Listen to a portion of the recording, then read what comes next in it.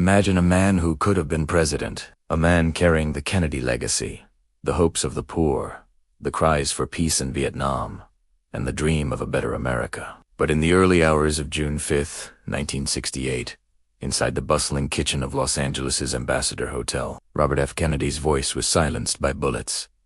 Officially, the case was solved in hours. But what if the truth is far darker? What if Bobby Kennedy was never meant to live long enough to lead the nation? Robert Francis Kennedy, born November 20th, 1925, was the seventh child of Joseph and Rose Kennedy. He grew up in the shadow of his charismatic older brother John, but Bobby would prove to be the fighter of the family. Unlike John's polished charm, Bobby was intense, pugnacious, and fiercely loyal. He was the kind of man who, when he believed in something, pursued it with unrelenting force, and as destiny would have it, that force made him beloved by millions, and feared by some of the most powerful men in America. Bobby's rise in politics was almost inseparable from John's. He served as campaign manager in John F. Kennedy's Senate run, and again in the razor-thin 1960 presidential race. But Bobby was more than his brother's shadow. As chief counsel for the Senate Rackets Committee in the late 1950s, he went to war against organized crime and corrupt union leaders. His public duels with Teamsters boss Jimmy Hoffa became must-watch television, with Bobby hammering Hoffa again and again. Millions of Americans saw him as fearless. Hoffa saw him as dangerous, and Hoffa never forgot. When John became president in 1961, Bobby was appointed Attorney General. Critics screamed nepotism, but Bobby quickly proved he was no figurehead. He turned the Justice Department into a weapon. He quadrupled organized crime prosecutions, targeted the mafia with a vengeance, and personally led battles against segregationists. In the South, when Martin Luther King Jr. was jailed in Georgia, Bobby's quiet intervention helped secure his release. When Southern governors defied integration, Bobby sent in federal marshals. To many, he became a symbol of justice, but justice comes with enemies. Bobby clashed with FBI Director J. Edgar Hoover, a man who considered himself untouchable. Hoover despised the Kennedys, and Bobby in particular. Questioned. Hoover's obsession with communists, while ignoring organized crime. Their relationship was toxic. Hoover collected secret files on the Kennedys' personnel lives insurance against Bobby's ambition. The CIA, too, bristled at Bobby's presence. After the Bay of Pigs fiasco in 1961, Bobby pushed the agency into dangerous covert operations against Cuba. Some operatives felt he micromanaged. Others believed he blamed them unfairly. Within both the FBI and CIA, Bobby Kennedy was viewed less as an ally and more as a threat. And then there was the mafia. Bobby Kennedy's relentless prosecutions shattered their comfort. His investigations put bosses behind bars, destroyed financial networks, and drew national attention to mob influence. Men like Sam Giancana and Carlos Marcello had once enjoyed cozy relationships with politicians. With Bobby, that ended, and they hated him for it. In November 1963, tragedy struck. President John F. Kennedy was assassinated in Dallas.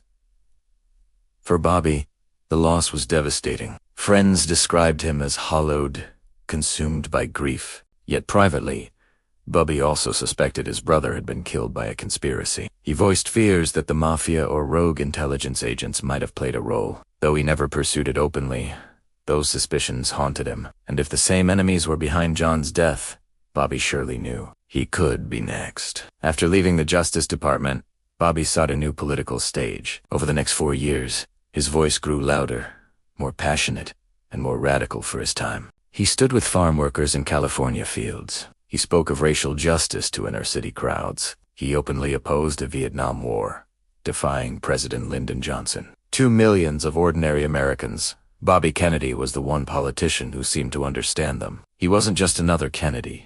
He was their hope. By 1968, America was burning. Martin Luther King Jr. had been assassinated in April. Cities erupted in riots. The Vietnam War consumed thousands of young lives. President Johnson, battered by criticism, announced he would not run again. The Democratic Party needed a new leader. Bobby stepped forward.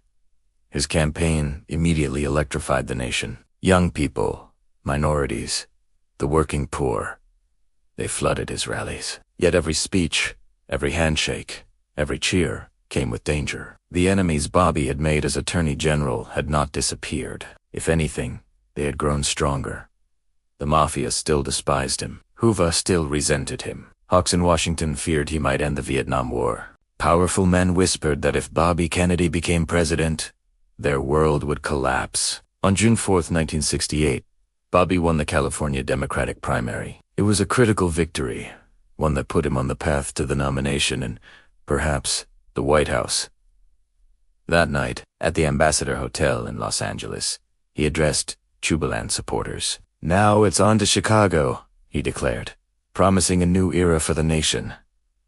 The crowd roared. At 12:15 a.m., he left the stage, led by hotel staff through the kitchen corridor. Gunshots erupted. Bobby Kennedy collapsed onto the floor, blood pouring from his head. His last words, whispered as aides surrounded him, were heartbreaking.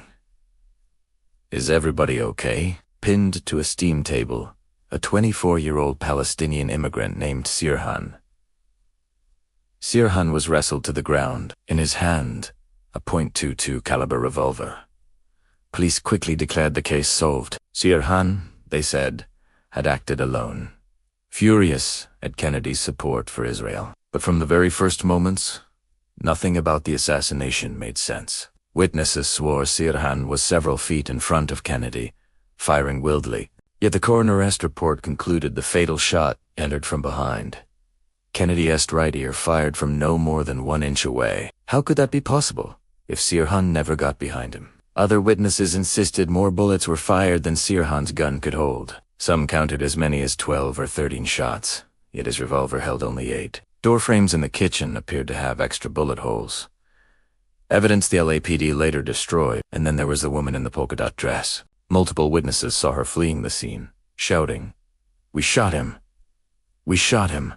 She was never identified. Police dismissed her as irrelevant, even though eyewitness accounts were consistent. The deeper investigators looked, the stranger the case became. Sirhan himself claimed he had no memory of the shooting. Under hypnosis years later, experts suggested he may have been in a trance-like state, possibly manipulated. Was Sirhan a patsy, a decoy, while someone else delivered the fatal shot? If that's true, who fired the real bullet? Others suspect intelligence involvement, noting Bobby's adversaries in the CIA had motive. The Mafia, still vengeful, also loomed as suspects. Yet, despite all these questions, the official story never changed. Sirhan was convicted of murder and sentenced to death, later commuted to life in prison.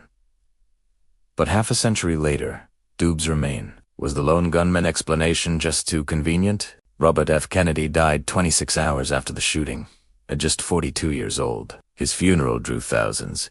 His coffin carried by train from New York to Washington as mourners lined the tracks. To many, his death marked the end of the 1960s dream.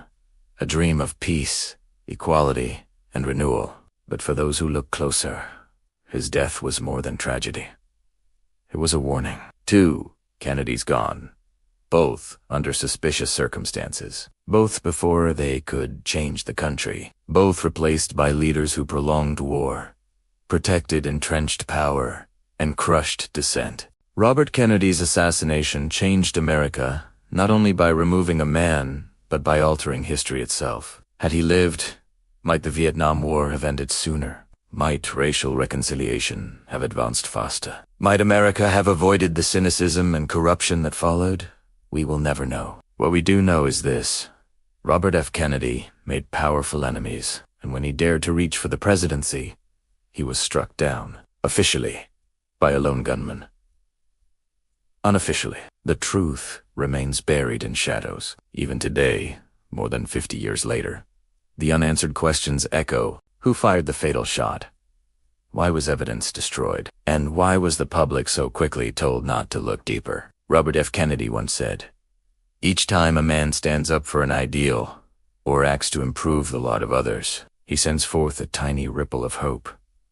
His death did not kill that ripple, but it left America wondering, what could have been had Bobby Kennedy lived to see his dream fulfilled? The murder of Robert F. Kennedy was not just the end of a life. It was the silencing of a possibility, a different path for America. Was it fate, or was it design? That question, more than half a century later, still remains unanswered.